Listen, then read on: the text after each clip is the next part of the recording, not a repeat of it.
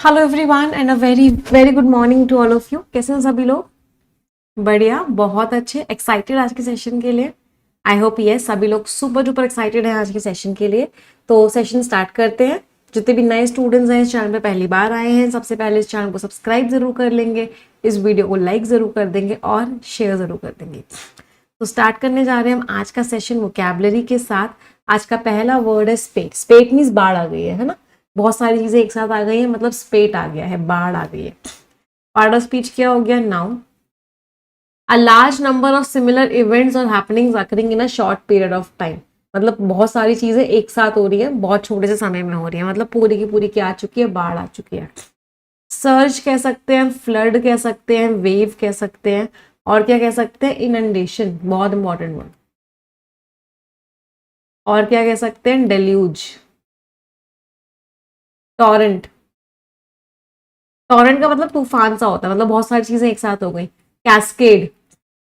Cascade का मतलब क्या होता है? वाटरफॉल जैसा, मतलब जैसे वाटरफॉल सा आ रहा है, मतलब बहुत सारी चीजें एक साथ आ रही है। इनफ्लक्स, मतलब बहुत सारी चीजें एक साथ आ रही है। बैराज, बहुत सारी चीजें एक साथ आ रही है, मीन्स बैक टू बैक कुछ ना कुछ हुए जा रहा है, हुए जा रहा है, हुए जा रहा है। कैस्केड आपका वाटरफॉल के लिए भी यूज होता है। टॉरेंट आपका तूफान के लिए भी यूज होता है। अच्छा, अब अगर मैं बोलूं, ये तो बाढ़ की बात हो गई। अगर बहुत तेज बारिश हो रही है, इतनी तेज बारिश हो रही है कि आप रोक नहीं पा रहे, तो क्या बोलते हैं उसको? कैसे बारिश हो रही है? कैट्स एंड डॉग्स की जैसी। अगर हम पूरा लिखें तो उसको क्या लिखते हैं? It's raining cats and dogs. Raining cats and dogs का मतलब क्या है? रेनिंग हैवीली, मतलब बहुत तेज बारिश हो। आप इसको और क्या बोलते हो? आप इसको टोरेंशियल रेन भी बोलते हो। टोरेंशियल रेन का मतलब भी क्या हो गया? बहुत तेज बारिश हो रही है। एंटोनिम स्कैरसिटी है, कमी है भाई। डिक्लाइन है, शॉर्टेज है। शॉर्टेज को क्या बोलते हो? पॉसिटी है। पॉसिटी मीन्स कमी है। डर्थ है, डर्थ मीन्स कमी है उस चीज की। तो aspect means back to back बाढ़ आ गई कंप्लेन्स की, मतलब बहुत सारी कंप्लेन्स आई, जिसकी वजह से कंपनी को अपनी सर्विसेज इंप्रूव करनी पड़ी, क्योंकि भर भर के क्या आने लगी? भर भर के कंप्लेन्स आने लग गई। अच्छा, कंप्लेंट यहाँ पे लिखा हुआ है, यहाँ से एरर का क्वेश्चन बहुत बार आता है, जितने स्टार मार्क करने कर लेना। कंप्लेन वर्ब होता है, इसका मतलब होता है शिकायत करना। कंप्लेंट नाउन होता है, इसका मतलब होता है शिकायत। तो यहाँ से एरर का क्वेश्चन कैसे आता है बेटा? जैसे यही वाला सेंटेंस देखो, इसमें टी हटा देते और आपसे पूछते क्या एरर है। अस्पेट ऑफ कंप्लेन्स लिख देते और पूछते क्या एरर है। तो एरर क्या था? इसमें कंप्लेन्स नहीं होता, कंप्लेंट होता। क्यों? क्योंकि नाउन ऑफ नाउन होता है, तो यहाँ पे क्या आता? नाउन आता। चले अगले वर्ड पे आते हैं। The next word is buttressing. कोई इंसान किसी चीज को बटरेस कर रहा है, मतलब उसको सपोर्ट कर रहा है, उसको स्ट्रॉन्ग बना रहा है। एक्शन की बात कर रहे हैं। पार्ट ऑफ स्पीच क्या हो गया? वर्ब। अब क्योंकि ये V1 प्लस ING है, तो आप इसको एडजेक्टिव की तरह भी यूज कर सकते हो। तो स्ट्रेंथन कर रहे हो, सपोर्ट कर रहे हो आप किसी को, फोर्टिफाई कर रहे हो, बोल्स्टर कर रहे हो, रीइंफोर्स कर रहे हो, मतलब स्ट्रॉन्ग बना रहे हो। एंटोनिम्स अंडरमाइन कर रहे हो, मतलब कमजोर कर रहे हो। एनफीबल कर रहे हो, मतलब कमजोर कर रहे हो। इरोड कर रहे हो, मतलब कमजोर कर रहे हो। तो जो ट्रांसपेरेंट इंस्टीट्यूशन होता है, ट्रांसपेरेंट मीन्स पारदर्शिता जिनमें होती है, वो जरूरी होते हैं डेमोक्रेटिक वैल्यूज को स्ट्रॉन्ग बनाने के लिए, बहुत जरूरी होते हैं। अच्छा, यहाँ पे हमने अंडर वाला वर्ड लिखा है, यहाँ से देखो कुछ वर्ड्स होते हैं जो बहुत इंपॉर्टेंट होते हैं और वो अंडर से स्टार्ट होते हैं, बहुत सारे बच्चे उनमें कंफ्यूज होते हैं। फॉर एग्जाम्पल, पहला वर्ड है अंडरमाइन। अंडरमाइन का मतलब क्या होता है? कि आप उस चीज को कमजोर बना रहे हैं। फिर एक वर्ड होता है अंडरस्कोर। अंडरस्कोर का मतलब क्या होता है? आप उस चीज को हाईलाइट कर। एक वर्ड होता है अंडरपिन। इसका मतलब क्या होता है? आप उस चीज को सपोर्ट कर, मतलब उस चीज का वो बेस है। तो तीनों के तीनों वर्ड्स आपके क्या है? तीनों के तीनों वर्ड्स आपके वर्ब्स हैं, और तीनों का मीनिंग अलग अलग है। सबका मीनिंग अलग अलग है ना, याद रखना। चलिए अगले वर्ड पे आ जाते हैं। The next word is shambles. Shambles का मतलब क्या है? चीजें बहुत खराब हो चुकी है, सब तबाह हो चुका है, मतलब सब कुछ शैम्बल्स में है। Part of speech noun. A state of complete disorder, confusion और कियोस। कंफ्यूजन ही कंफ्यूजन है, हाँ। कियोस है, मेस है, डिसऑर्डर है। हालांकि अभी हमने कुछ दिन पहले भी वर्ड्स लिखे थे, फिर से लिखते हैं। मुझे 30 वर्ड्स बता दो ये कंफ्यूजन की सिचुएशन के, chaos, disorder, disarray, turmoil, turbulence, tumult, upheaval, सब एक दूसरे के ऊपर चीख रहे हैं चिल्ला रहे हैं तो अप्रोर, सब चीख रहे हैं चिल्ला रहे हैं क्लैमर, दंगा सा हो गया है रायट, रकस, सब चीख रहे हैं चिल्ला रहे हैं फ्रैकास, लड़ाई सी हो गई है, सब एक दूसरे के ऊपर चीख रहे हैं चिल्ला रहे हैं पेंडेमोनियम, बेडलैम, मेहम, ब्राउहाहा, हाँ जी कमोशन, मेस सा हो गया, मेस में सब एक दूसरे के ऊपर चीख रहे हैं चिल्ला रहे हैं, कंफ्यूजन ही कंफ्यूजन है, सॉल्यूशन का पता नहीं, मतलब सब जगह क्या है एकदम कंफ्यूजन ही कंफ्यूजन है। और कोई वर्ड किसी को याद आ रहा हो? कितने लिख लिए हमने? 1 2 3 4 5 1 2 3 4 5 1 2 3 4 5 1 2 3 4 6 वर्ड्स हला बल्लू रह गया, राइट, वेरी नाइस, हला बल्लू। 5 वर्ड्स और बताने हैं आपको, 25 हो गए, 5 मोर वर्ड्स टू गो। हाँ, I am looking at your comments. Row, row का मतलब भी क्या है? सब एक दूसरे पर चीखना चिल्ला रहे हैं, डिस्टर्बेंस है। अच्छा वो सारे वर्ड्स रह गए ना, तबाही सी मच गई है, तबाही सी मच गई है, उसको क्या बोलते हैं? तबाही को डिजास्टर, एपोकैलिप्स, कैटाक्लाइजन। इन तीनों शब्दों का मतलब क्या है? एक तरीके से क्या हो चुकी है? एक तरीके से तबाही मच चुकी है, सब एक दूसरे के ऊपर चिल्लाए ही जा रहे हैं। जितने भी हमने वर्ड्स लिखे हैं, इन सारे वर्ड्स का पार्ट ऑफ स्पीच क्या था? All of these words are nouns, सारे के सारे शब्द आपके नाउन्स। एंटोनिम्स, सब कुछ ऑर्डर में है, सब कुछ ऑर्गेनाइज्ड है, सब कुछ एकदम नीट है, एकदम साफ है। तो स्टॉर्म के बाद, तूफान के बाद जो पूरी की पूरी मार्केट थी वो एकदम शैम्बल्स में रह गई, मतलब डिसऑर्डर ही डिसऑर्डर था तब, तूफान के बाद सब कुछ खराब हो गया। अगले वर्ड पे आते हैं, द नेक्स्ट वर्ड इज डेबेकल। डेबेकल का मतलब है पूरी तरीके से फेलियर, कोई चीज पूरी तरीके से फेल हो गई है, मतलब debacle. Part of speech noun, a complete and disasters failure, मतलब फेलियर है। कैटास्ट्रॉफी अभी हमने वर्ड पढ़ा, कैलमिटी, फियास्को, तबाही सी मच गई है ना। और क्या बोल सकते हैं? तबाही सी मच गई है तो अगर कोई चीज पूरी तरीके से बर्बाद हो गई है, तबाही सी मच चुकी है। तो पहले तो मुझे ना फेल वर्ड के कुछ इडियम्स बता दो, कोई चीज अगर फेल हो गई है। चलो इडियम से पहले कुछ वर्ड्स करते हैं, फिर करते हैं। हैवॉक, हैवॉक का मतलब क्या है? एकदम सब कुछ गड़बड़ हो गया है, सब कुछ बर्बाद हो गया है, सब कुछ तबाही हो चुकी है। और क्या बोल सकते हैं? एक फ्रेज होता है, एंड इन फ्लेम्स। कोई चीज अगर फ्लेम्स में एंड हो गई है, मतलब वो चीज क्या हो चुकी है? बुरी तरीके से फेल हो चुकी है, बुरी तरीके से बर्बाद हो चुकी है, तबाह हो चुकी है। और भी कुछ इडियम्स होते हैं, मुझे याद नहीं आ रहा, आप लोग मुझे याद दिलाओगे? कोई चीज अगर पूरी तरीके से बर्बाद हो गई है तो क्या हो गई है? एक एंड इन स्मोक्स भी कहते हैं, राइट। अच्छा आपने उस चीज को तबाह कर दिया है, तो उसके लिए पूरा का पूरा फ्रेज यूज करते हैं, रीक हवॉक। रीक हवॉक का मतलब क्या है? कि वो चीज पूरी तरीके से क्या हो चुकी है? डिस्ट्रॉय हो चुकी है। आपने उस चीज को पूरी तरीके से डिस्ट्रॉय कर दिया है, तबाह कर दिया है। हाँ, आपको एक बॉल दी गई थी उठाने को, आपने उस बॉल को ड्रॉप कर दिया, इसका मतलब आप क्या हो गए? फेल हो गए।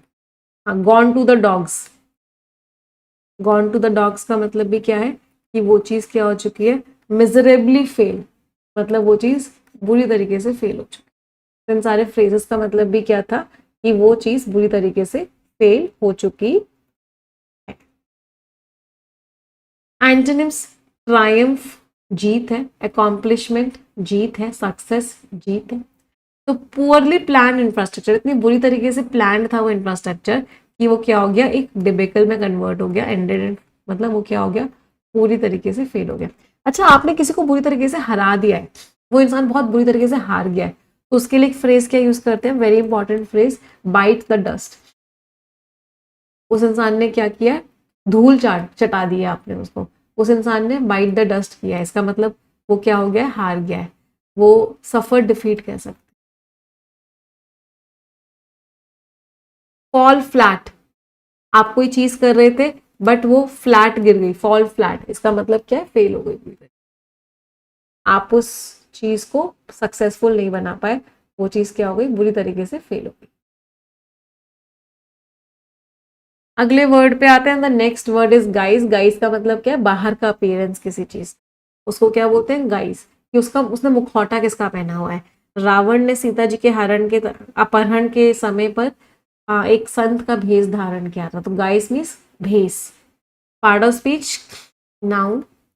एन आउटवर्ड अपीयरेंस, या फिर आप किसी चीज को छुपाने की कोशिश कर रहे हो, डिस्गाइज कर रहे हो, छुपा रहे हो। अपीयरेंस कैसा है आपका, फसाड, अपीयरेंस कैसा है, वो भी छुपा हुआ। एंटोनिम्स, रियलिटी, यही रियलिटी को क्या बोलते हैं, वो चीज के इसके अंदर क्या है, वेरिटी है, सच्चाई है, वेरासिटी है, सच्चाई है, ट्रूथ है, वो ओपननेस है, ओपननेस है उसके अंदर, मतलब कुछ सच है, कुछ भी छुपा हुआ नहीं है। तो उसने इवेंट को एंटर किया किसके भेस में, जर्नलिस्ट के भेस में, तो जर्नलिस्ट के भेस में उसने क्या किया, इवेंट को एंटर किया। अच्छा, अगर आप किसी चीज को हाइड कर रहे हो तो मुझे हाइड वर्ड के सिनोनिम्स बता दो। अगर आप किसी चीज को हाइड कर रहे हो तो आप क्या कर रहे हो, उस चीज को कैमोफ्लेज कर रहे हो। कैमोफ्लेज का मतलब समझते हो, कि अपने आप को इन्वायरमेंट जैसा बना लो जिससे कि कोई आपको पहचान ना पाए। फॉर एग्जाम्पल जेली फिश अपने आप को ब्राउन कलर का बना देती है, जिस पत्थर पे होती है वैसी बन जाती है, वो ट्रांसपेरेंट सी हो जाती है, कोई पहचान ना पाए। पुलिस जो है ब्राउन ड्रेस यूज करती है, आर्मी फॉरेस्ट में जब जाती है तो ग्रीन ड्रेस यूज करती है, जिससे कि वो पहचान में ना आए। कैमोफ्लेज, आप हाइड कर रहे हो, क्लोक कर रहे हो अपने आप को, श्राउड कर रहे हो, मास्क कर रहे हो, घूंघट पहन रहे हो। घूंघट पहनने को क्या बोलते हैं, घूंघट इज व्हील, तो व्हील पहन रहे हो। कंसील कर रहे हो किसी चीज को, कंसील करने का मतलब क्या होता है, छुपा रहे हो, कंसील कर रहे हो। कंसीलर लगाते हैं ना लोग चेहरे पे, क्यों लगाते हैं कंसीलर चेहरे पे, जिससे कि वो चेहरे के दाग धब्बे छुपा सके। कंसील इज व्हाट, छुपाना। ये सारे के सारे वर्ड्स का मीनिंग है you are trying to hide, आप किसी चीज को छुपाने की कोशिश कर रहे। अगले वर्ड पे आते हैं, द नेक्स्ट वर्ड इज सेगेशियसली। सबसे पहले तो देखो लास्ट में ओ यू एस लग रहा था तो एडजेक्टिव था, एडजेक्टिव के साथ एल वाई लग जाता है तो कौन सा पार्ट ऑफ स्पीच बन जाता है, एडवर्ब। तो किसी काम को सेगेशियसली किया गया है मतलब पूरी की पूरी बुद्धि के साथ किया गया है, पूरा सोच समझ के किया गया है, sagaciously in a wise and perceptive manner. Perceptive का मीनिंग क्या होता है, कि आप आसपास की चीजों को फील कर रहे हो, जज कर रहे हो, फिर कर रहे हो। तो प्रूडेंटली कर रहे हो, जुडिशियसली कर रहे हो, पर्सपिकेशियसली कर रहे हो, बहुत सोच समझ के कर रहे हो। एंटोनिम्स, बेवकूफ़ी से कर रहे हो, केयरलेसली कर रहे हो, इम्प्रूडेंटली कर रहे हो। तो सेंट्रल बैंक ने बहुत सोच समझ के एक्शन लिया, कि जिसकी वजह से बहुत बड़ी प्रॉब्लम से वो बचा पाए, तो उन्होंने बहुत सोच समझ के एक्शन लिया। तो इसी बात पे मुझे, जो लोग बहुत स्किल्ड होते हैं उनके कुछ सिनोनिम्स बता दो। कितने बताओगे, 40 बता पाओगे, कोशिश करते हैं, चलो 40 लिखने की। अडेप्ट होते हैं, एड्रॉइड होते हैं, एस्ट्यूट होते हैं, इंजीनियस होते हैं, जुडिशियस होते हैं, लॉजिकल होते हैं, रैशनल होते हैं, कॉमन सेंसिकल होते हैं, पर्सपिकेशियस होते हैं, अपने काम में प्रोफिशिएंट होते हैं, स्किल्ड होते हैं, डिसर्निंग होते हैं, डिस्क्रीट होते हैं, बहुत सोच समझ के एक्शन लेते हैं, सेवी होते हैं, सेपियंट होते हैं,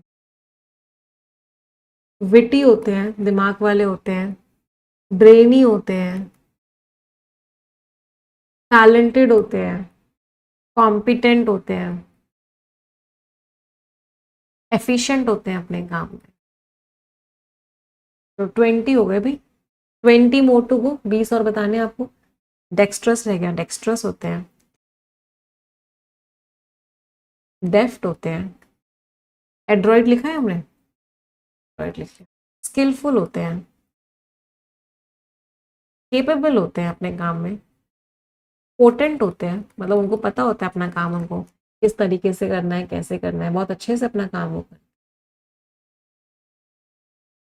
प्रूडेंट होते हैं, सोच समझ के अपना काम करते हैं। चेरी बहुत सोच समझ के अपना काम करते हैं। वेरी बहुत सोच समझ के अपना काम करते हैं। चौकन्ने रहते हैं, विजिलेंट रहते हैं, ये सारे केयरफुल वाले अब स्टार्ट हो रहे हैं ना। सर्कमस्पेक्ट होते हैं, चारों तरफ देखते हैं। मेटिक्यूलस होते हैं, फस्टिडियस होते हैं, सोच समझ के एक्शन लेते हैं। स्क्रिप्यूलस होते हैं, सोच समझ के एक्शन लेते हैं। पंक्टिलियस होते हैं, बहुत सोच समझ के एक्शन लेते हैं। मेहनती भी होते हैं, एफर्ट लगाते हैं, डिलीजेंट होते हैं। एसिडुअस होते हैं, मेहनत करते हैं। सेड्यूलस होते हैं, मेहनत करते हैं। मेहनती के लिए इंडस्ट्रियस वर्ड भी आता है, इंडस्ट्रियस होते हैं, मेहनत करते हैं। ये सारे वर्ड्स मेहनती वाले लोगों के है ना, हार्ड वर्किंग। स्मार्ट होते हैं, ध्यान रखते हैं, हीडफुल होते हैं, वॉचफुल होते हैं, पूरा का पूरा ध्यान रखते हैं, जिस चीज को कर रहे हो तो उस चीज पे पूरी नजर होती है। हो गए 40 से ज्यादा। तो इन सारे शब्दों का मतलब क्या है कि ऐसे लोग मेहनत, हाँ लेबोरियस होते हैं। लेबोरियस इज ऑल्सो मेहनती वाले, लेबोरियस होते हैं। तो ये सारे के सारे वर्ड्स क्या होते हैं, ये सारे के सारे वर्ड्स हैं कि ये लोग बहुत ज्यादा एफिशिएंट होते हैं, सोच समझ के एक्शन लेते हैं, केयरफुल होते हैं। मतलब जितने भी हमने वर्ड्स लिखे हैं ये सारे के सारे पॉजिटिव टोन के वर्ड्स हैं। चलो अगले वर्ड पे आ जाते हैं। The next word is angst. Angst का मतलब क्या है कि आपको बहुत ज्यादा चिंता हो रही है कि क्या होगा क्या होगा क्या होगा, चिंता हो रही है। ये एंगर शब्द से नहीं बना है, ये शब्द बना है एंजाइटी से, तो कंफ्यूज मत होना। मतलब आपको चिंता हो रही है, तो एंग्स्ट इज चिंता। चिंता और चिता, चिंता चिता के समान होती है ना, चिंता कभी मत लेना। तो a feeling of deep anxiety, बहुत चिंता हो रही है आपको ना, एंजाइटी हो रही है, डिस्ट्रेस हो रहा है, अनईज हो रहा है, चिंता कर रहे हो, वरी है, डर लग रहा है तो एप्रीहेंशन है। एप्रीहेंशन इज बहुत डर लग रहा है। एंटोनिम शांत हो, पीस है, कॉन्फिडेंस है। शांति के और क्या वर्ड्स होते हैं? ट्रैंक्विलिटी है, सेरेनिटी है, इक्वानिमिटी है, पॉइज है, मतलब शांत हो। तो बहुत सारे बच्चों को चिंता हो जाती है उनके फाइनल एग्जामिनेशन से पहले, बहुत चिंतित हो जाते हैं। अच्छा अगर आपको चिंता हो रही है, मुझे कुछ इडियम्स बताओगे? आप नर्वस हो रहे हो, नर्वस हो रहे हो तो आप शेक कर रहे हो अपने शूज में ना, शेक इन वंस शूज। आपके पैर ठंडे पड़ गए, गेट कोल्ड फीट। आप एकदम एज पर हो, एज पर हो मतलब आप एकदम कगार पे हो, अब अगले ही पल कुछ भी हो सकता है। मतलब आपको बहुत चिंता सी हो रही है। बाइट योर नेल्स, आप अपने नाखून चबा रहे हो, बहुत ज्यादा चिंता हो रही है। आप one's heart in one's mouth, बहुत डरे हुए हो कि क्या होगा क्या होगा क्या होगा, बहुत चिंता हो रही है। Have butterflies in one stomach, butterflies आ गई हैं आपके चमक, हाँ स्टमक में। मतलब क्या हो रहे हो, बहुत ज्यादा नर्वस हो रहे हो, आपको समझ ही नहीं आ रहा है कि मैं करूं तो क्या करूं। आप क्या कर रहे हो, शिवर कर रहे हो नर्वसनेस की वजह से, क्विवर कर रहे हो, ट्रेम्बल कर रहे हो। इनका मतलब क्या होता है कि आप कप कपा रहे हो, आपको इतना ज्यादा क्या हो रहा है, आपको इतने ज्यादा नर्वसनेस हो। वापस आ जाते हैं। The next word is conspicuous. Conspicuous last में ओ यू एस लग रहा था, एडजेक्टिव। एडजेक्टिव के साथ एल वाई लग गया तो फाइनल पार्ट ऑफ स्पीच क्या बन गया, एडवर्ब। तो कॉन्स्पिक्वसली मीन्स एकदम इस तरीके से कि वो क्लियरली नोटिस्ड है, in a way that is easily notice, आप इसको बहुत आसानी से नोटिस कर पा रहे हो। ऑस्टेंसिबली, ऊपर ऊपर से जो दिख रहा है, प्रोमिनेंटली, मैनिफेस्टली, एविडेंटली, मतलब वो चीज आपको क्लियर दिख रही है। एंटोनिम्स क्लियर नहीं है, आप परसीव नहीं कर पा रहे हो, समझ नहीं पा रहे हो, ऑब्सक्योर है, क्लियर नहीं है। तो कंट्री का जो इन्फ्लेशन, महंगाई का रेट था, वो दिख रहा था क्लियर कि वो ज्यादा है अपने आसपास वाले लोगों से, आसपास वाली कंट्री से। तो आसपास वाली कंट्री से हम कंपेयर करें तो हमारी कंट्री का जो महंगाई का रेट है वो ज्यादा है। कॉन्स्पिक्वसली। अच्छा मुझे क्लियर वर्ड के कुछ सिनोनिम्स बता दो। कोई चीज अगर एकदम क्लियर है, मतलब आपको वो चीज एकदम साफ है, कितने बताओगे? 20 बता दो। क्लियर है मतलब ल्यूसिड है, एल्यूसिड है, लिम्पिड है, एकदम ओपन है ना, तो ओवर्ट बोलते हैं, ओवर्ट मीन्स एकदम ओपन है। एक्सप्लिसिट है, एकदम क्लियरली बोल दिया हमने। स्टेटेड, एकदम क्लियरली बोल दिया, मतलब स्टेट कर दिया, बिल्कुल सामने रख दिया। एपरेंट है, ऊपर ऊपर से सामने तो यही दिख रही है। सीमिंग, सीमिंग का मतलब भी होता है ऊपर ऊपर से तो यही दिख रही है। ऑस्टेंसिबल, ऊपर ऊपर से तो यही दिख रही है। एविडेंट है, एकदम क्लियर है। मैनिफेस्ट है, एकदम क्लियर है। पर्सपिक्वस है, एकदम क्लियर है। कॉन्स्पिक्वस है, वो चीज कैसी है, एकदम क्लियर है। अनएम्बिगुअस है, एकदम क्लियर है। अनइक्विवोकल है, मतलब वो चीज कैसी है, एकदम क्लियर है, एकदम आपके सामने है।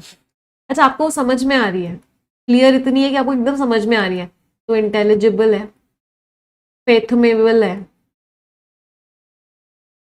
कॉम्प्रीहेंसिबल है। इन तीनों शब्दों का मतलब है कि वो चीज आपको इतनी क्लियर है कि समझ में आ रही है। डिस्टिंक्ट है, डिस्टिंक्ट मीन सबसे अलग है, मतलब एकदम क्लियर है। तो इन सारे शब्दों का मतलब क्या हो गया कि वो चीज कैसी है, क्लियर है।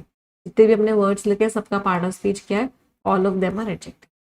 अच्छा, कुछ इडियम्स लिखे तो वो कोई चीज एकदम क्लियर होती है तो वो क्या होती है, ब्लैक एंड व्हाइट होती है। ब्लैक एंड व्हाइट का मतलब क्या होता है, एकदम क्लियर है। अगले वर्ड पे आते हैं। The next word is bogus. Bogus का मतलब फेक है। Part of speech adjective, fake है, जेन्युइन नहीं है। फ्यूरियस है, फ्रॉडुलेंट है, काउंटरफीट है। फेक को और क्या बोल सकते हैं, कोई चीज अगर फेक होती है तो वो फोनी होती है। झूठी बनाई हुई है तो क्या बोलते हैं उसको, कॉन्कॉक्टेड। कहानी जब झूठी बनाई जाती है। डॉक्टर्ड, झूठी बनाई हुई है। फैब्रिकेटेड, झूठी बनाई हुई है। स्प्यूरियस है, फेक है। काउंटरफिट है, फेक है। शैम है, फेक है। फ्रॉड्यूलेंट है, फेक है। फोर्ज्ड है, झूठी बनाई हुई है। अच्छा, कॉपीड है अगर तो इमिटेटेड है, मतलब कॉपीड है, कॉपीड है। एम्यूलेटेड है, इन शब्दों का मतलब क्या होता है, कॉपीड है। इमिटेशन ज्वेलरी आती है। इमिटेशन ज्वेलरी मीन्स नकली ज्वेलरी, आर्टिफिशियल, आर्टिफिशियल है, राइट, आर्टिफिशियल है, फेक है। एक वर्ड होता है फिक्टिशियस। फिक्टिशियस का मतलब क्या होता है, झूठी बनाई हुई है। फिक्शन क्या होता है, फिक्शन नॉवेल्स क्या होती है, जो कहानी बनाई जाती है, जो असलियत नहीं होती है। तो फिक्टिशियस शब्द का मतलब भी क्या हो गया कि जो चीज कैसी है, जो चीज झूठी बनाई हुई है, जो चीज सही नहीं। सारे वर्ड्स का part of speech, all of them R H, सारे के सारे वर्ड्स एच। अच्छा, अब कुछ इडियम्स बता दो। अगर आप किसी को धोखा दे रहे हो तो क्या बोलते हैं, take someone for a ride, मतलब आप उस इंसान को धोखा दे रहे हो। पुल अ फास्ट वन, मतलब आप उस इंसान को धोखा दे रहे हो। Lead up to the garden path,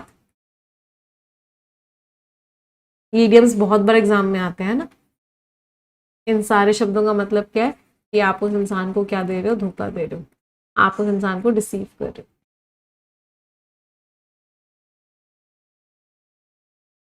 antonyms, authentic है, जेन्युइन है। बोनाफाइड है, मतलब विश्वास कर सकते हो। लेजिटिमेट है, सही है, लीगल है। तो अथॉरिटीज ने तबाह कर दिया, एक मतलब हटा दिया, डिस्ट्रॉय कर दिया। एक बहुत ही बोगस रिक्रूटमेंट रैकेट चल रहा था, एक फेक जॉब देने का पूरा सिस्टम चल रहा था, जिसने धोखा दिया था इतने सारे जॉब लेने वालों को, जॉब चाहने वालों को धोखा दिया था। तो अथॉरिटीज ने उस चीज को डिस्ट्रॉय कर दिया। Last word is subjugated. इसमें एक रूट वर्ड है सब। सब का मीनिंग होता है अंडर, किसी को आप अपने कंट्रोल में ले आए हो। तो अगर आपने किसी को सब्जुगेट किया है मतलब आपने उसको हरा दिया है, आप उसको कंट्रोल में ले आए हो। एक्शन की बात कर रहे हैं, part of speech is verb. Vanquish कर दिया है, हरा दिया है। सबड्यू कर दिया है, ओवर पावर कर दिया है। साधारण शब्दों में बोलें तो डिफीट कर दिया। लिबरेट किया है, फ्री किया है, इमेंसिपेट किया है, फ्री किया है, एम्पावर किया है, सशक्त बनाया है। तो जो इन्वेडिंग आर्मी थी, इन्वेडिंग मीन्स अटैक, जिस आर्मी ने अटैक किया उसने बॉर्डर टेरिटरीज को अपने कंट्रोल में ले लिया बहुत ही आराम से। समझ आई वोकैबुलरी सभी को? यस और नो माय चैंपियंस, मजा आया? एक रिक्वेस्ट करूंगी सभी को, 5,000 से ज्यादा बच्चे देख रहे हैं बट सभी बच्चों ने अभी तक लाइक नहीं किया है, एक बार तुरंत के तुरंत लाइक कर देंगे। Everyone will like the session, तुरंत के तुरंत। आप लोगों को याद दिलाना पड़ता है लाइक करने के लिए, ऐसा क्यों? खुद से लाइक कर दिया करो आते ही। The chaos, chaos means confusion. वो कंफ्यूजन जिसने रिवील किया, रिवील मीन्स सामने लाया, डिस्क्लोज किया सही रास्ता। आज की कहानी है शौर्य की। तो शौर्य ने इतने साल बिताए, वो एक कॉम्पिटिटिव एग्जाम की तैयारी कर रहा था, लेकिन अचानक से स्पेट आ गया। स्पेट मीन्स बाढ़ आ गई, बैक टू बैक इतनी सारी पर्सनल प्रॉब्लम्स आ गई उसकी लाइफ में। उसके मॉक में मार्क्स नहीं अच्छे आ रहे थे और उसको डाउट होने लग गया। इसकी वजह से उसका पूरा का पूरा रूटीन क्या हो गया, शैम्बल्स में आ गया, मतलब कंफ्यूजन में आ गया, केओस में आ गया, तबाह हो गया। उसका जो पहला अटेम्प्ट था वो बहुत बुरी तरीके से, डिबेकल मीन्स फेलियर, बहुत बुरी तरीके से फेल हो गया था फर्स्ट बार। और जो डिसअपॉइंटमेंट हुआ उसको फेल होने के बाद, इसकी वजह से वो एंजाइटी हो गई उसको। इतना वल्नरेबल मोमेंट था, वल्नरेबल मीन्स इतना कमजोर था वो उस मोमेंट में, बहुत सारे लोगों ने उसको शॉर्टकट दिया। किस चीज का दिखावा दिया? भेस दिया। गाइस मीन्स भेस। किस चीज के भेस में कि हम तुमको गाइड कर रहे हैं, और उसको गलत गलत बता रहे थे। उनके जितने भी क्लेम्स थे वो झूठे थे, फेक थे, और सिर्फ वो जो डेस्परेट बच्चे होते हैं उनको एक्सप्लॉइट करने के लिए। शौर्य ने हर ऑप्शन को बहुत ही सेगेशियसली, बहुत ही वाइजली पढ़ा, और उसने रियलाइज किया कि रियल प्रोग्रेस के लिए डिसिप्लिन चाहिए, पेशेंस चाहिए, एफर्ट चाहिए, झूठे वादे नहीं चाहिए। उसने अपनी फाउंडेशन को, अपने बेस को स्ट्रांग बनाना स्टार्ट किया। बटरेसिंग मीन्स स्ट्रांग बनाना। उसने बेसिक कॉन्सेप्ट रिवाइज किए, अपनी गलतियों से सीखा, और एक डेली स्केड्यूल बनाया कि रोज मुझे डेली ऐसे ऐसे पढ़ना है। वो हारा नहीं, डिफीट नहीं हुआ डर से या दूसरे लोगों के ओपिनियन से। उसका ट्रांसफॉर्मेशन एकदम क्लियरली विजिबल हुआ लोगों को, उसका स्कोर इंप्रूव हुआ, उसका कॉन्फिडेंस वापस आया। एंड में जो कंफ्यूजन की वजह से वो कंफ्यूज हुआ था, उसने उसे सही रास्ता दिखाया। और सही रास्ता क्या था कि लगातार मेहनत करते रहो, अपनी थिंकिंग क्लियर रखो और अपने ऊपर विश्वास रखो। यही 3 चीजें हैं जो आपको आपकी सक्सेस दिलवाएंगी, इसके अलावा और कोई सोल्यूशन नहीं। मेहनत लगातार करनी पड़ेगी, बिना रुके करनी। ये तो कंफ्यूजन आपको राइट डायरेक्शन दिखाता है जब आप उसमें विजडम लगाते हो, पेशेंस रखते हो और करेज। ये सारे के सारे वर्ड्स आप टेलीग्राम चैनल से रिवाइज कर लेंगे। English with Nimesha Bansal telegram channel पे आपको ये वर्ड्स शेयर हो जाएंगे। आ जाते हैं वन वर्ड सब्स्टिट्यूट्स पे। ग्नो, ग्नो शब्द का मीनिंग क्या होता है? आप किसी चीज को काट रहे हो, बार बार बार बार बार बार काटने की कोशिश कर रहे हो, ग्नो कर रहे हो। फेबल एक छोटी सी स्टोरी जो आपको कोई ना कोई मॉरल वैल्यू दे दे, कोई ना कोई चीज सिखा दे, उसको क्या बोलते हैं? फेबल, एक छोटी सी स्टोरी। प्रोटैगनिस्ट बहुत बार एग्जामिनेशन में आ चुका है, जो मेन एक्टर होता है किसी भी मूवी का, उसको क्या बोलते हैं? प्रोटैगनिस्ट। हरांग, आप किसी के बारे में बहुत खराब खराब बोल रहे हो, उसको डांट रहे हो, उस तरह की स्पीच को बोलते हैं हरांग। मतलब इट्स अ नेगेटिव वर्ड, एक नेगेटिव वर्ड होता है। आ जाते हैं फ्रेजल वर्ब्स पे। डू फॉर, इसका मतलब क्या है कि आप किसी के लिए कोई काम कर रहे हो। To perform a task for someone, तो एक मीनिंग क्या होता है? किसी के लिए कोई काम कर रहे हो। Can you do this report for me, क्या तुम मेरे लिए रिपोर्ट कंप्लीट कर सकते हो। दूसरा मतलब क्या होता है कि वो चीज सूटेबल है, this will do for it, मतलब ये चीज इसके सूटेबल है, सही है। डू अप, किसी चीज को सजा रहे हो, रिपेयर कर रहे हो, उसको रेनोवेट कर रहे हो। डू के फ्रेजल वर्ब्स ना बहुत बार एग्जामिनेशन में आए हैं, बहुत बार, तो उसको डबल स्टार मार्क करके अपनी कॉपीज में लिखिएगा। डू ओवर, आपने पहले खराब किया, उसको दोबारा कर रहे हो जिससे कि वो ठीक हो जाए। तो डू ओवर का मीनिंग क्या है? कोई चीज खराब हुई थी, आप उसको दोबारा कर रहे हो। डू विद, जो है मैं उससे मैनेज कर लूंगा। I will do with it, मतलब जो भी चीज होगी मैं उससे मैनेज कर लूंगा। Manage using what is available, या फिर कोई चीज मुझे जरूरी है। डू अवे विद, इसका मीनिंग क्या था? आप उस चीज से छुटकारा पाना चाहते हो, गेट रिड ऑफ समथिंग। आपको उस चीज से क्या चाहिए? छुटकारा चाहिए, do away with. Idioms, she wears the pants, इसका मतलब क्या है? विमेन जो उस रिलेशनशिप में ज्यादा स्ट्रांग है, डोमिनेंट पार्टनर।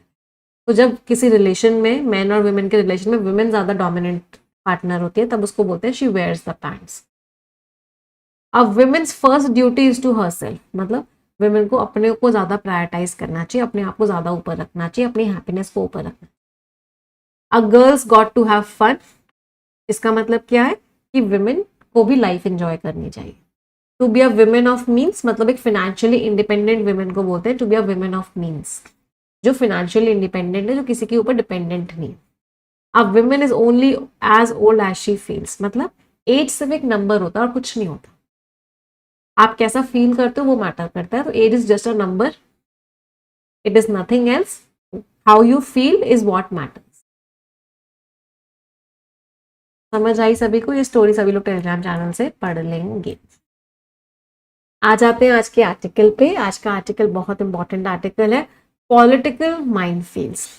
पॉलिटिकल माइनफील्ड्स का मतलब क्या है? सबसे पहले तो हम इंडिया की बात नहीं करने जा रहे हैं, आज हम किसकी बात करने जा रहे हैं? यूके की बात करने जा रहे हैं। और पॉलिटिकल को पूरा का पूरा जो इन्वायरमेंट है, माइनफील्ड्स, वैसे तो देखो माइनफील्ड्स का अगर मैं आपको लिटरल मीनिंग बताऊं तो इसका मतलब हो गया जहां पे माइंस छुपी हुई हैं।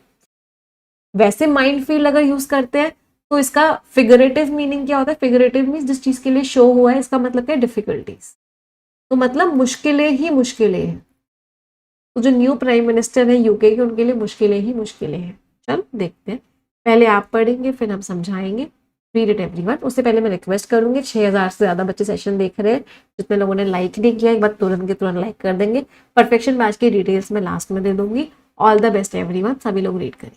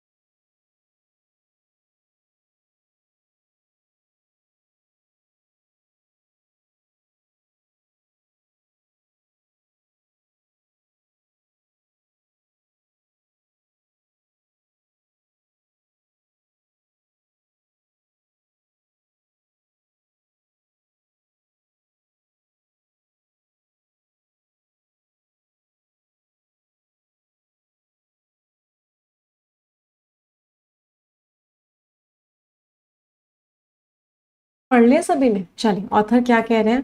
एंडी बर्नहम जो है, जो पिछले मेयर थे ग्रेट मैनचेस्टर के, और जो न्यू प्राइम मिनिस्टर हैं यूके के, हैज पिक्ड अप, इन्होंने एक बहुत ही चैलेंजिंग टाइम चूज किया है, मतलब बहुत मुश्किल वाला समय आया है जब ये ऑफिस एंटर कर रहे हैं, जब ये प्राइम मिनिस्टर की पोजीशन को ले रहे हैं। The revolving doors, revolving means बदलते हुए, एट 10, रिवॉल्विंग का मतलब वैसे क्या होता है? मूव करते हुए। तो वो चीज क्या हो रही है? मूव कर रही है। मूव करने का यहाँ पे मीनिंग क्या हो गया? मूव करने का मीनिंग हो गया कि वो चीज क्या हो रही है? बदल रही है। तो 10 डाउनिंग स्ट्रीट, तो वहां का जो, मतलब वहां की पार्लियामेंट की बात हो रही है, मतलब वहां की एडमिनिस्ट्रेशन की बात हो रही है। तो ऐसा लग रहा है that they are spinning off their hinges. Spinning off their hinges का मतलब क्या है? देखो हिंज क्या होता है? हिंज होता है जिसके ऊपर वो पूरी की पूरी डोर टिकी होती है। तो अब वो अपने हिंज से स्पिन ऑफ कर रही है, मतलब स्टेबल नहीं है अब वो डोर डोर तो ऑथर ने यहाँ पे क्या बताने की कोशिश की है? ऑथर ने यहाँ पे बताने की कोशिश की है कि चीजें ना अब बदल रही हैं। अब क्या हो रहे हैं? बदलाव आ रहे हैं, चेंजेस आ रहे हैं। वो 7th प्राइम मिनिस्टर है in just over a decade.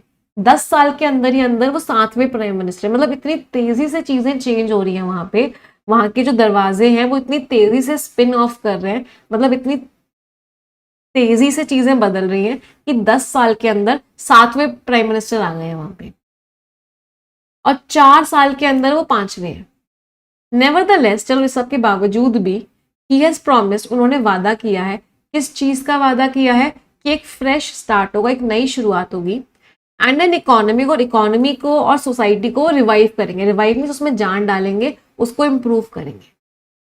To truly set himself apart, अगर उनको अपने आप को अलग दिखाना है from the fumbling approach of his predecessor, तो उनसे पिछले वाले कौन थे? उनसे पिछले वाले थे कियर स्टारमर। उनकी अप्रोच कैसी थी? फंबलिंग थी। Fumbling is a negative word, जिसका मीनिंग क्या होता है? मतलब उनकी अप्रोच बड़ी खराब थी, वो बहुत केयरलेस से थे, बहुत नर्वस से थे, वो अच्छे से हैंडल नहीं कर पा रहे थे, मिसमैनेज कर दिया उन्होंने। तो उनकी जो पिछले वाले थे, उनकी अप्रोच बहुत फंबलिंग थी, बहुत ही मिसमैनेज्ड थी।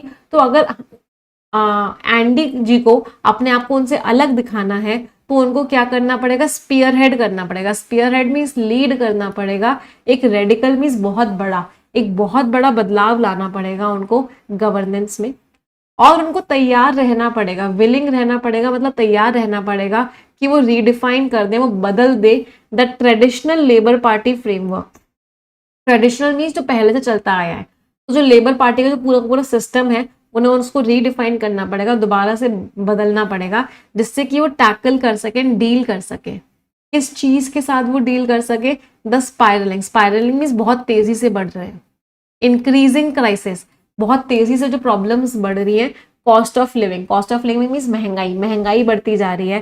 फ्रेइंग, फ्रेइंग का मतलब क्या होता है? टूटती हुई, बिखरती हुई।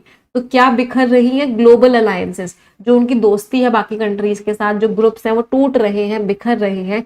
डिसअग्रीमेंट्स है इमिग्रेशन पॉलिसी को लेके। इमिग्रेशन पॉलिसी मीन्स बाहर के लोग जो उनकी कंट्री में आ रहे हैं, उनको लेके क्या पॉलिसी है, उसमें चीजें मैच नहीं कर रही हैं। एंड द फिजिकल प्रेशर्स और फाइनेंशियल प्रेशर्स भी हैं, क्योंकि उनकी जो पॉपुलेशन है वो एज होती जा रही है, बूढ़ी होती जा रही है।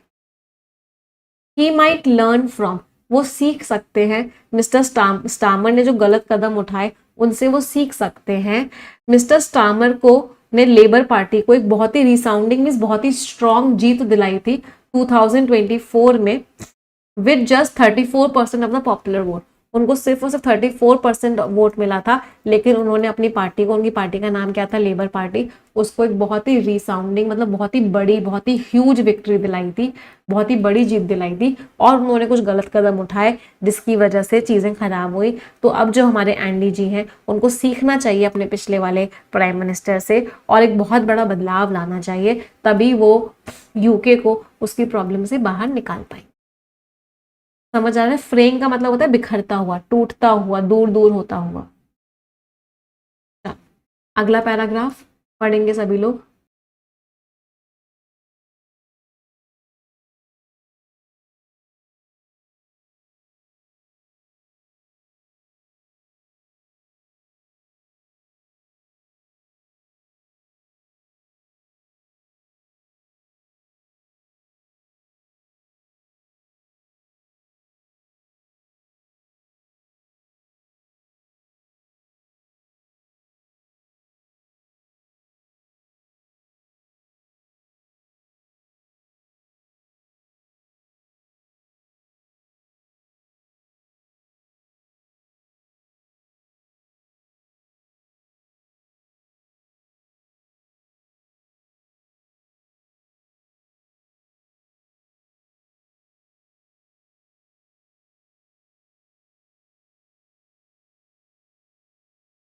अगला पैराग्राफ ऑथर क्या कह रहे हैं?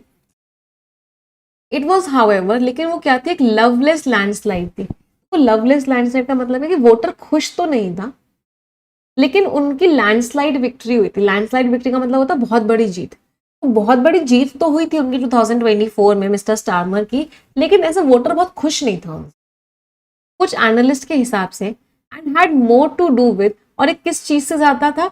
डीप डिसएंचेंटमेंट, कि वो बहुत ज्यादा डिसएंचेंटेड थे, मतलब बहुत ज्यादा दुखी थे with the previous conservative governments. तो जो उनसे पहले की सरकार थी, वो उनसे बहुत दुखी था वोटर, इसलिए वो जीत गए। कि उनका ग्रिप खत्म होता जा रहा था, ग्रिप मीन्स कंट्रोल, कि पिछले सरकार का कंट्रोल खत्म होता जा रहा था मैक्रो इकोनॉमिक पॉलिसी मैनेजमेंट। तो इकोनॉमी कि क्या क्या पॉलिसीज होनी चाहिए, कैसे मैनेज होगी, इन सबके ऊपर कंट्रोल खत्म होता जा रहा था। हालांकि मिस्टर स्टामर ने उस समय वाउड में शपथ ली थी कि वो वापस लेके आएंगे पॉलिटिक्स में रिस्पेक्ट। एक छोटा सा स्कैंडल हुआ, एक मिनी स्कैंडल, एक छोटा सा घोटाला हुआ कि गवर्नमेंट ऑफिशियल्स जो हैं गिफ्ट एक्सेप्ट कर रहे थे, गवर्नमेंट ऑफिशियल्स गिफ्ट ले रहे थे पब्लिक से, एक छोटा सा घोटाला सामने आया। अब पॉलिसी फ्यूरोर, फ्यूरोर का मतलब क्या, गुस्सा, तो लोगों का गुस्सा आया किस चीज के ऊपर कि बॉस्ट प्लान्स, बॉस्ट मीन्स खराब, तो खराब प्लान्स थे जिसमें वेलफेयर स्पेंडिंग काटी जा रही थी। वेलफेयर स्पेंडिंग क्या होता है, जो लोगों के लिए की जाती है, जो पब्लिक के लिए की जाती है सरकार की तरफ से, उसको बोलते हैं वेलफेयर स्पेंडिंग।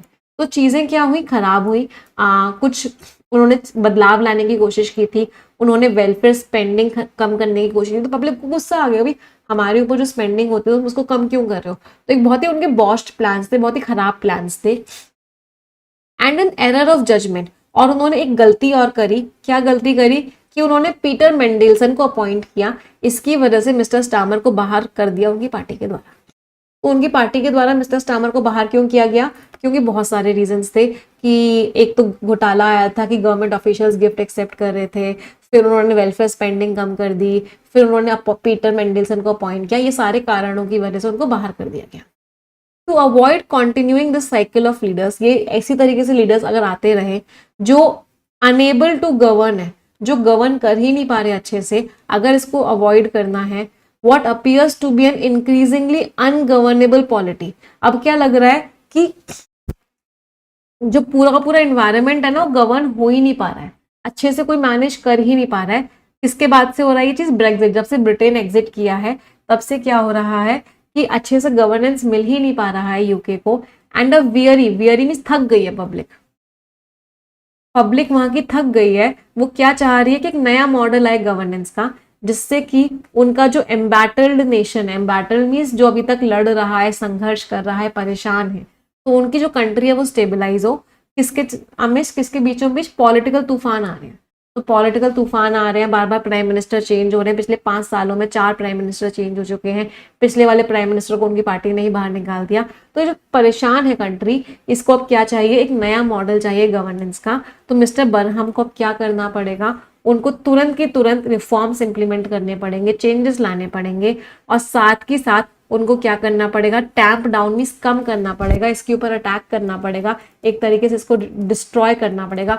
किस चीज को डिस्ट्रॉय करना पड़ेगा, of in fighting, in fighting means जो अंदर ही अंदर लड़ाई चल रही है, और जो फैक्शनलिज्म, फैक्शनलिज्म मीन्स ग्रुप्स में बट गए हैं लोग लेबर पार्टी के अंदर। तो बेसिकली प्रॉब्लम क्या हो रहा है, प्रॉब्लम यही है कि जो लेबर पार्टी है उसके अंदर लोग बट गए हैं, उसके अंदर लोग आपस में ही लड़ रहे हैं। तो अगर चीजों को ठीक करना है तो मिस्टर बर्नहम को सबसे पहले इस इन फाइटिंग को और इस ग्रुपिज्म को क्या करना पड़ेगा, टैंप डाउन करना पड़ेगा, इसको रिड्यूस करना पड़ेगा, इसको कम करना पड़ेगा, इसको खत्म करना पड़ेगा। समझ आया सभी को आर्टिकल। चलो अगला पैराग्राफ पढ़ेंगे सभी लोग।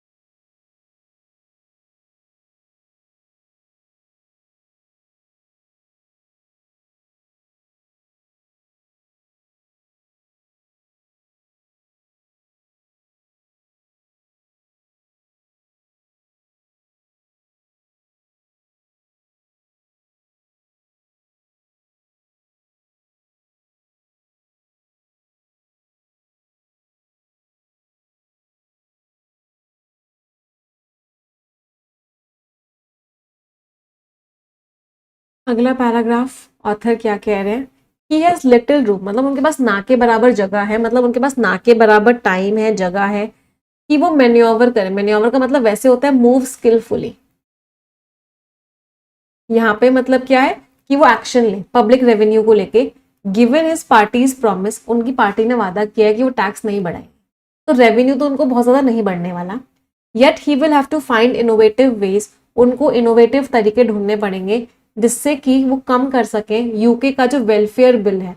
वेलफेयर बिल मीन्स लोगों के लिए जो खर्चा करती है यूके, वो बिल बहुत बढ़ता जा रहा है, जिसकी वजह से उसका रेवेन्यू कम होता जा रहा है, तो उनको उसको कम करना होगा। और जो एंटाइटलमेंट जो लोगों को बेसिकली दिया जा रहा है, similarly he can not abandon, वो अभी छोड़ नहीं सकते अपने यूरोपियन दोस्तों को, एलीज मीन्स फ्रेंड्स, तो अभी वो छोड़ नहीं सकते अपने यूरोपियन दोस्तों को जो वो सपोर्ट कर रहे हैं यूक्रेन को, किसके अगेंस्ट, रशियन डेप्रिडेशन, डेप्रिडेशन मीन्स अटैक एक तरीके से, तो रशियन डेप्रिडेशन जो हो रहा है, रशियन अटैक जो हो रहा है उसकी सॉइल पे, तो सब लोग उसके जितने भी दोस्त हैं वो यूक्रेन को सपोर्ट कर रहे हैं, तो उनको भी यूक्रेन को सपोर्ट करना पड़ेगा। Yet he will have to act quickly, उनको बहुत जल्दी एक्शन लेना होगा जिससे कि वो फेंसेस मेंड कर सके, फेंसेस मेंड कर सके का मतलब क्या है, रिश्ते अच्छे कर सके, किसके साथ रिश्ते अच्छे कर सके, डोनाल्ड ट्रम्प की सरकार के साथ, जिससे कि और खराब ना हो जाए उनकी स्पेशल रिलेशनशिप। इमिग्रेशन की हम बात करें, बाहर से जो लोग आ रहे हैं यूके में, जो नेट माइग्रेशन है, जो ओवरऑल लोग जो आ रहे हैं, नेट का मतलब क्या, जो लोग आ रहे हैं और जो लोग जा रहे हैं, तो जो फाइनल अमाउंट है, फाइनल नंबर जो है यूके में वो अभी कम हो गया है पिछले पीछे के सालों से अगर हम कंपेयर करें, लेकिन जो उनका थर्स्ट है, वो जो चाहते हैं कि और भी टाइटर इमिग्रेशन पॉलिसीज हो, लोग कम आए उनके यहाँ कुछ क्वार्टर्स में, इसको कुछ लोग कंटेस्ट कर रहे हैं, इसके लोग कुछ खिलाफ हैं, कुछ लेबर के जो एमपीज हैं, लेबर पार्टी के जो एमपीज हैं वो इसके खिलाफ हैं, और कुछ प्रोग्रेसिव लीडर्स इसके खिलाफ हैं कि आप इमिग्रेशन को इतना टाइट मत करो, लोगों को आना अलाउ करो, जो क्या चाह रहे हैं, कॉम्प्रोमाइज अप्रोच चाह रहे हैं। He will have to step, उनको बहुत ज्यादा लिमली मीन्स बहुत स्किलफुली, उनको बहुत स्किलफुली, फ्लेक्सिबली आगे बढ़ना पड़ेगा। इतनी सारी पॉलिटिकल माइनफील्ड्स हैं, political minefields means political problems हैं, तो इतनी सारी प्रॉब्लम्स हैं, इतनी खतरनाक सिचुएशंस में उनको बहुत सोच समझ के ही आगे बढ़ना होगा इन चैलेंजेस को टैकल करने में, इन चैलेंजेस को डील करने में। येट रिमेंबर दैट, और उनको ये बात भी याद रखनी होगी कि हिस्ट्री किसको रिवॉर्ड करती है, डायनामिज्म को। डायनामिज्म मीन्स कि आप एक्शन ले रहे हो, तो हिस्ट्री हमेशा एक्शन को रिवॉर्ड करती है, नई सोच को रिवॉर्ड करती है, ना कि उन लीडर्स को हिस्ट्री रिवॉर्ड करती है जो फंसे हुए हैं और सिर्फ सर्वाइव करना चाहते हैं। तो ऑथर ने कितनी अच्छी बात बोली कि भाई उनको बहुत सोच समझ के आगे बढ़ना पड़े, बहुत सारी प्रॉब्लम्स हैं, उनको यूक्रेन का भी साथ देना है क्योंकि अपने फ्रेंड्स को नहीं छोड़ सकते, उनको मिस्टर ट्रम्प के साथ भी रिश्ते अच्छे बनाने हैं, वो इमिग्रेशन पॉलिसीज टाइट भी चाहते हैं कुछ लोग, कुछ एमपीज कह रहे हैं नहीं इमिग्रेशन को इतना टाइट मत करो, इतना स्ट्रांग मत बनाओ, ऊपर से उनका जो वेलफेयर के ऊपर बहुत खर्चा हो रहा है, उस वेलफेयर को कम भी करना है, लेकिन अगर वेलफेयर को कम किया तो पब्लिक गुस्सा हो जाएगी, तो बहुत सारी चीजें हैं जो उनको सोच समझ के आगे बढ़ना पड़ेगा। जिन चीजों समझ आया पैसेज सभी को, चलो आ जाते हैं क्वेश्चंस पे। All the best everyone.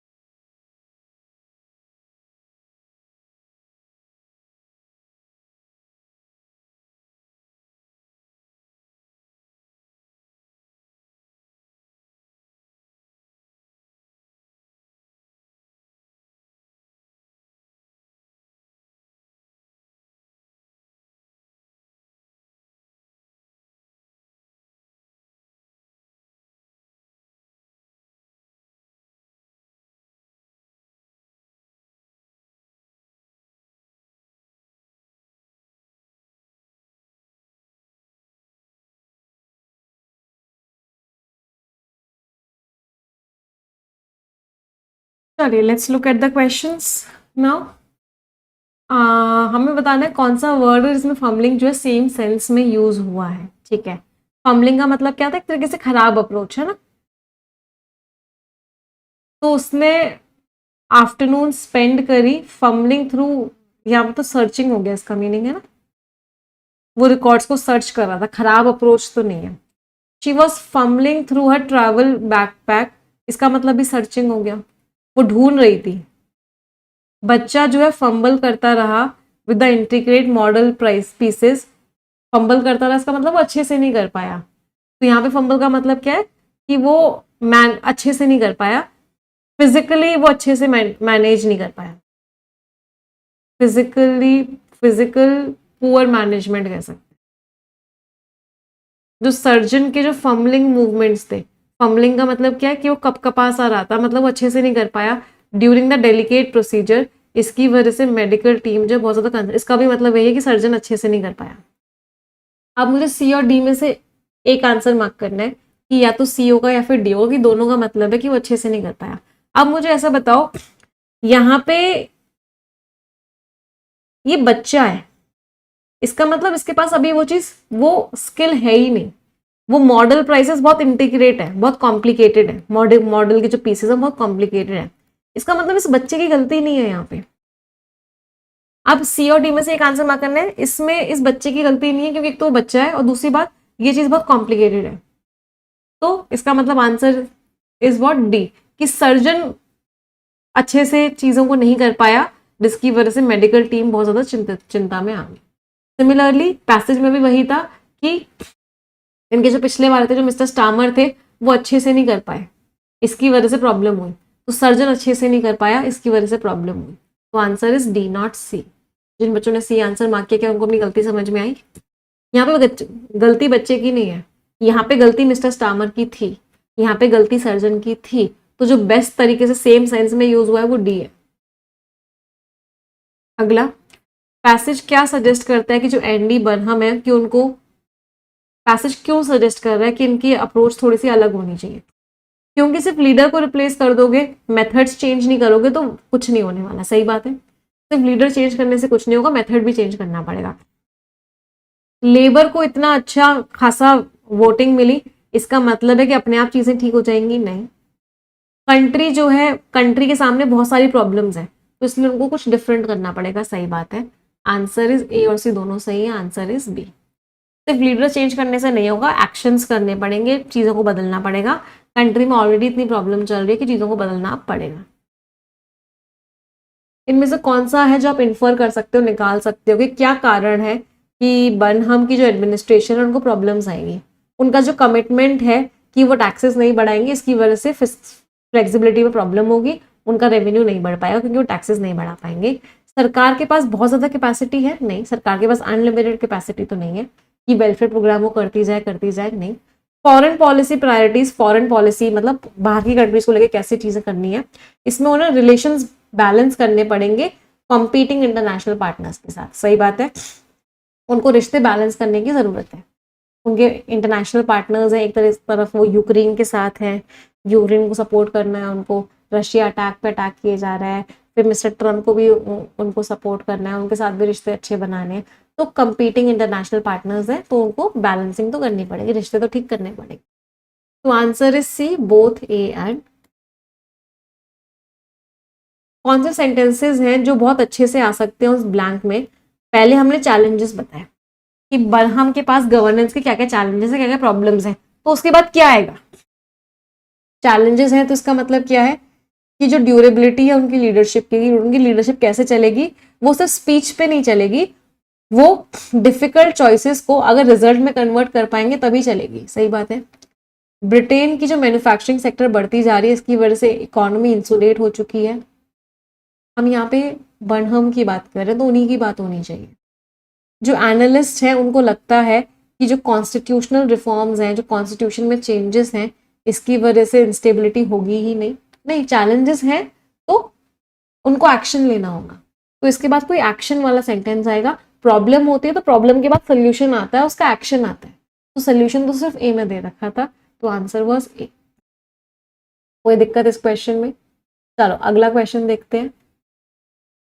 Author की टोन कैसे? ग्रैंडियोस मीन्स बहुत ही बड़ी बढ़िया शब्दों का इस्तेमाल किया ऑथर ने, बहुत बड़ी बड़ी बातें करी हैं, बहुत महान महान बातें करी हैं। नहीं, ऐसा तो कुछ भी नहीं है। डिस्क्विजिशनल का मतलब एक तरीके से एनालिटिकल, ऑथर ने चीज़ों को बहुत अच्छे से एनालाइज किया है और फिर ऑथर ने अपना पैसेज लिखा है, बिल्कुल सही है। इंडिग्नेंट, ऑथर बहुत गुस्सा है। नहीं, ऑथर गुस्से वाली टोन तो नहीं है ऑथर की, तो answer is D, only B. Author ने चीज़ों को बहुत अच्छे से एनालाइज करते हुए एक्सप्लेन किया। स्कोर्स एवरीवन, क्या क्या स्कोर्स रहे सभी के? चलिए आ जाते हैं एरर डिटेक्शन क्वेश्चंस पे। All the best everyone.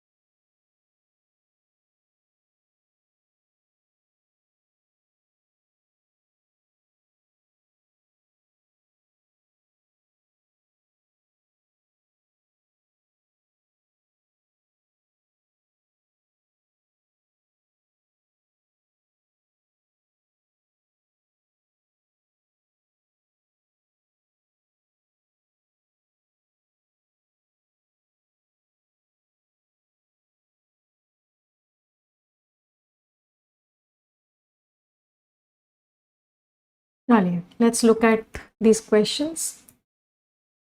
The climate of Bangalore is much better than that of Chennai. क्यों दैट ऑफ लगाया मैंने? आप दो सेम चीज़ों को कंपेयर करते हो। अगर बैंगलोर का क्लाइमेट है तो चेन्नई का भी क्लाइमेट ही होगा। आप बैंगलोर के क्लाइमेट को चेन्नई से कंपेयर नहीं कर सकते, आप बैंगलोर के क्लाइमेट को चेन्नई के क्लाइमेट से कंपेयर कर सकते। तो आपको यहाँ पे दैट ऑफ लगाना पड़ेगा। जब भी ऐसा कोई चीज़ बीच में आते हैं, हमेशा राइट हैंड साइड वाले को एरर मार्क करते हो, तो आप यहाँ पे डी एरर मार्क करोगे, सी एरर मार्क नहीं करोगे। जब भी कोई चीज़ बीच में आएगी तो जो राइट हैंड साइड वाला आंसर होगा उसको आंसर मार्क किया जाता है। Of the three choices provided the first one is the best option. दो के लिए कंपैरेटिव डिग्री लगती है, दो से ज़्यादा होंगे तो सुपरलेटिव डिग्री लगेगी, क्योंकि यहाँ पे तीन है तो यहाँ पे आपको बेस्ट लगाना पड़ेगा। She is as intelligent as, एक एज गायब है। जब भी आप पॉजिटिव डिग्री लगाते हो दोनों तरफ एज लगाते हो, तो she is as intelligent as, if not more intelligent than her elder sister. वो उतनी इंटेलिजेंट है, ज़्यादा नहीं। इसमें हम सी ही एरर मार्क करेंगे। जब भी कोई चीज़ ऐसी आती है हमेशा राइट हैंड साइड को एरर मार्क करें। This mobile phone is superior के साथ टू लगेगा। लास्ट में आई ओ आर जिन शब्दों के लगता है उनके साथ आप जो प्रपोजिशन लगाते हो वो टू लगाते हो, दैन नहीं लगाते। The population of India is greater than, compare कर रहे हैं इंडिया की पॉपुलेशन को बाकी कंट्रीज से करोगे ना, बाकी कंट्रीज, बाकी कंट्री मतलब एनी अदर कंट्री। इंडिया की पॉपुलेशन को सारी कंट्री से कंपेयर नहीं कर सकते, इंडिया की पॉपुलेशन को बाकी कंट्री से कंपेयर कर सकते हैं, इंडिया के अलावा जो बाकी कंट्री है। तो बाकी वर्ड के लिए हमें अदर लगाना पड़ेगा, than any other country in the world. Course everyone in error detection. चलिए आ जाते हैं स्किमिंग पे। 7000 students are watching the session right now. जितने लोगों ने सेशन लाइक नहीं किया एक बार तुरंत लाइक कर देंगे। आज हम परफेक्शन की क्लास, आज की क्लास आपकी यूट्यूब पे होने वाली है परफेक्शन बैच की। 11 बजे आज हम यूट्यूब चैनल पे मिलेंगे। IBPS PO का हम मोस्ट एक्सपेक्टेड पेपर करने वाले हैं। तो IBPS PO प्रीलिम्स का मोस्ट एक्सपेक्टेड पेपर आज के सेशन में होने वाला है। जितने लोगों को नहीं पता है परफेक्शन बैच क्या होता है, तो परफेक्शन बैच एक कंप्लीट बैच है जहाँ पे आपको कंप्लीट इंग्लिश बेसिक लेवल से एडवांस लेवल की पढ़ाई जाती है। विद इन 3 मंथ्स आपकी इंग्लिश इतनी इंप्रूव हो जाती है कि आप कोई भी एग्जामिनेशन दोगे आपके इंग्लिश में बहुत अच्छे मार्क्स आए। तो बाकी डिटेल्स मैं लास्ट में दे दूंगी। अब आ जाते हैं स्किमिंग पे। बिल्डिंग एन आत्मनिर्भर फिलेंथ्रॉपी इकोसिस्टम। फिलेंथ्रॉपी मतलब आप चैरिटी कर रहे हो, काइंडनेस, लोगों को कुछ दे रहे हो। इकोसिस्टम मीन्स इन्वायरमेंट, आत्मनिर्भर मीन्स इंडिपेंडेंट। चलो पहले आप स्किम करोगे फिर हम समझाएंगे। Skim it everyone.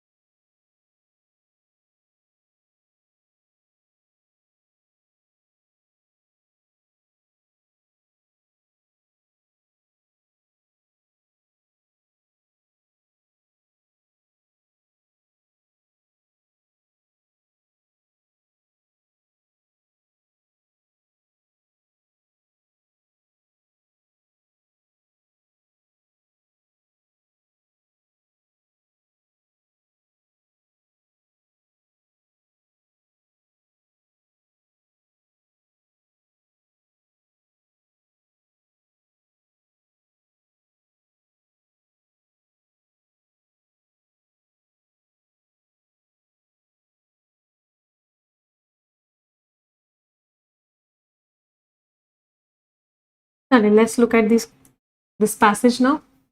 इंडिया का जो डोनेशन वाला पूरा का पूरा इन्वायरमेंट है उसमें एक बहुत बड़ा चेंज आया है पिछले 10 सालों में। डोमेस्टिक प्राइवेट गिविंग मतलब जो हमारी कंट्री के अंदर जो डोनेशन वगैरह हो रही हैं वो बहुत ज़्यादा बढ़ गई हैं, जो बाहर से आ रही है। फैमिली फिलैंथ्रोपी मतलब फैमिलीज डोनेट कर रही हैं, CSR हो रहा है, कंपनीज दे रही हैं, इंडिविजुअल डोनर्स हैं, बहुत बढ़ते जा रहे हैं, नए नए एंटरप्रेन्योर्स आ रहे हैं, फिर पब्लिक पार्टिसिपेशन इन सब के थ्रू भी हो रहा है। इस चीज में जो डिबेट आ रहा है इस एक्ट को लेके, ये सिर्फ फॉरेन फंडिंग को लेके नहीं है, एक ट्रांजिशन हो रहा है कि हमारा इंडिया के अंदर भी फिलैंथ्रोपी का एनवायरनमेंट बनता जा रहा है। आर्टिकल कहता है कि आप फॉरेन कॉन्ट्रीब्यूशंस को रेगुलेट करते हो, ये एक जिम्मेदारी है। बहुत सारी डेमोक्रेसीज हैं जिनमें ऐसे लॉज हैं।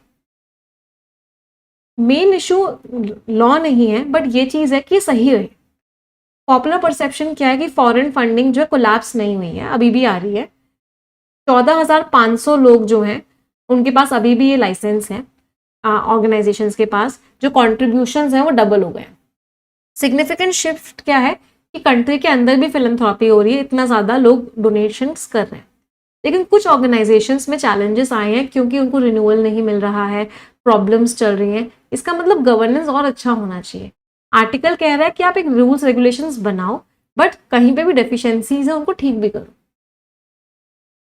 डोमेस्टिक गिवन को और स्ट्रॉन्ग करने के लिए कंट्री के अंदर भी लोग डोनेशंस करें। ऑथर कह रहे हैं कि कुछ चेंजेस करो, जैसे कि आप जो टैक्स डिडक्शंस जो होते हैं उसको बढ़ाओ, डोनेशंस होने चाहिए इन सारी चीज़ों के, जो इन्वेस्टर्स हैं वो भी पार्टिसिपेट करें। जो सोशल स्टॉक एक्सचेंज है वो एक प्लेटफॉर्म है जहाँ पे नॉन प्रॉफिट्स को हम ऑर्डिनरी सिटीजन के साथ कनेक्ट कर सकते हैं। अल्टीमेटली आर्टिकल क्या कह रहा है कि अगर कंट्री के अंदर ही डोनेशंस वगैरह होंगे तो ना केवल फाइनेंशियल रिसोर्सेज अच्छी होंगी बल्कि ओनरशिप, अकाउंटेबिलिटी और पार्टिसिपेशन भी अच्छा होगा। फॉरेन फिलैंथ्रोपी एक बहुत इंपॉर्टेंट रोल प्ले करती है। इंडिया का लॉन्ग टर्म गोल क्या होना चाहिए कि फिलैंथ्रोपिक सिस्टम हमारे कंट्री के अंदर। चलो क्या होना चाहिए FCRO को लेके, इसको हटा दो नहीं, ऑथर ने ये नहीं बोला कि हटा दो, इसको अबॉलिश कर दो, हटा दो। जो लेजिटिमेसी है इसकी कि स्टेट कितना रेगुलेट कर पा रही है, लेकिन इसका जो इम्प्लीमेंटेशन है वो अच्छा होना चाहिए, सही बात है। ये बेकार हो गया, ऑथर ने ऐसा नहीं बोला कि एक्स्ट्रा हो गया, जरूरत नहीं है। इसका जो पर्पस है वो मैक्सिमाइज करना होना चाहिए इनफ्लो को, नहीं कि डोमेस्टिक पार्टिसिपेशन कम हो जाए, नहीं, हमें डोमेस्टिक पार्टिसिपेशन कम भी नहीं करना है। हमें बेसिकली क्या करना है कि इस सिस्टम को और एफिशिएंट बनाना है और अच्छा बनाना है। तो आंसर इज व्हाट, बी।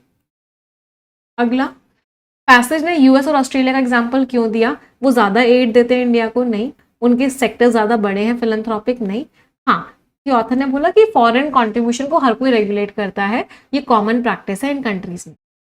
उन्होंने हटा दिए सारे रेस्ट्रिक्शंस? नहीं। Answer is scores everyone in skimming article. क्या क्या स्कोर्स रहे सभी के?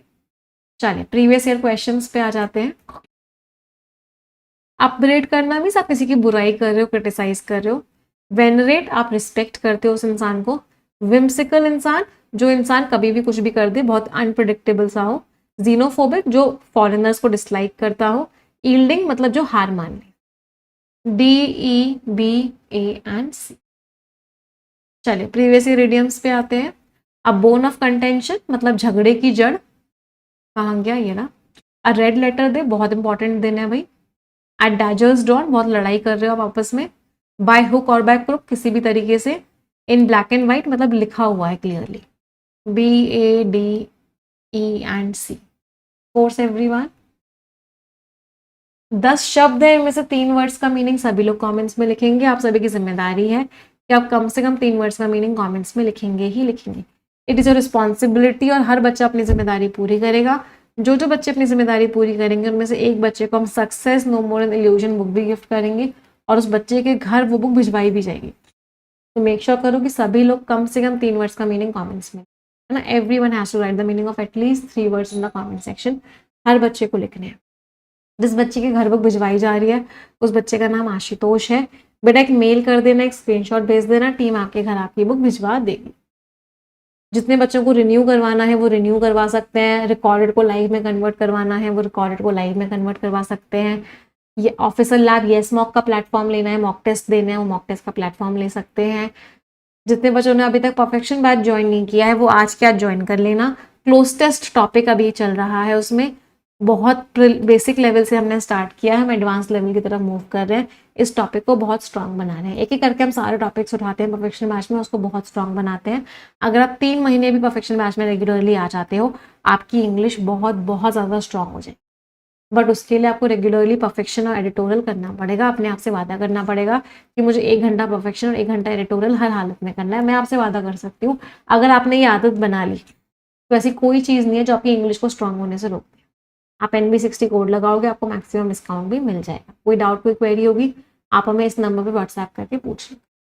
अगर आप यहाँ से स्कैन करके आप डायरेक्टली सब्सक्रिप्शन ले सकते हो। येस ऑफिसर पे क्लासेस होती हैं 11 बजे। अगर आप सारे सब्जेक्ट्स पढ़ना चाहते हो इंग्लिश के साथ quants, reasoning, general awareness, India के best of the best faculty से पढ़ना चाहते हो तो आप कंप्लीट सब्सक्रिप्शन ले लो।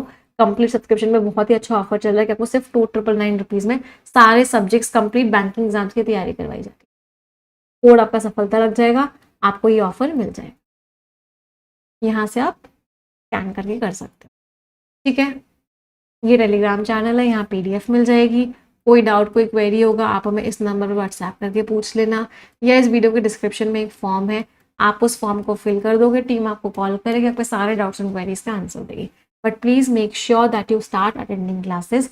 जितना डिले करोगे क्लासेस अटेंड करने में, उतना ही पीछे रह जाओगे। नोटिफिकेशंस बैक टू बैक आ रही है, एग्जाम्स बैक टू बैक हो रहे हैं, पूरा का पूरा एग्जाम स्टार्ट हो चुके हैं। SBI PO है, फिर IBPS PO होगा, फिर आपका RRB PO होगा, SBI क्लर्क होगा, IBPS क्लर्क होगा, सारे के सारे एग्जाम्स बैक टू बैक है। 50,000 से ज़्यादा वैकेंसीज आपको पूरे एक साल में मिलती हैं। अगर आप उन 50,000 वैकेंसीज में से भी एक अपने लिए नहीं ले पा रहे हो, इसका मतलब आपके अंदर कहीं ना कोई कमी है। मेक श्योर करो कि उस कमी को मत रहने दो और आज से ही मेहनत करो। सेशन स्टार्ट एंड करते हैं। Thank you every